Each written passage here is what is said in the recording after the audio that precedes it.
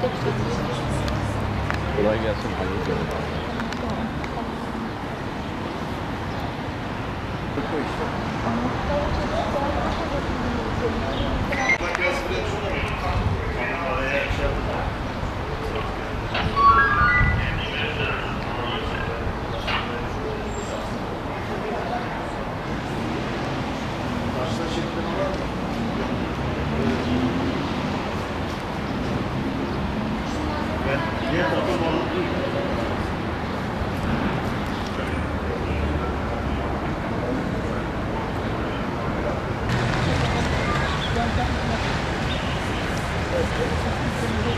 Ben gece Adana'dan geldim. 2.30'da indim, konteynere geçtim.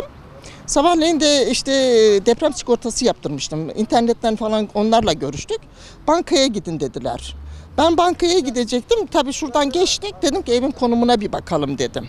Hani ben eşya çıkarmayı da düşündüm gerçekten. Ondan sonra geldik. Bir de dedim dış kapıyı şöyle bir açayım, açılıyor mu dedim. Hani çıkarsak eğer ki dedim. Arkada şeyler vardı ama girmeyeceğim kesinlikle yeminle. Şeye gidiyorum çünkü. Bankaya gideceğim. Vakit dar. Ondan sonra bir böyle şey ettik, kapı açılmadı. Kapı açılmadı, biz gittik. Yeni eve şeye geldik, konteynere geldik, binanız yıkıldı dediler. Daha hala heyecanını yaşıyorum. Yani Adana'dan geliyorum, aynı gün şeyim yıkılıyor, yani evimiz gidiyor.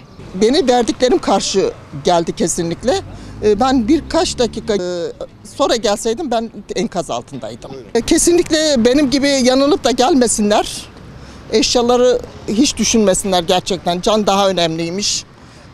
İçinde de kalabilirdik, sakatta çıkabilirdik. Bir de komşumun gelini yanımdaydı. Çocuk da vardı. Büyük bir nabala girecektim o an.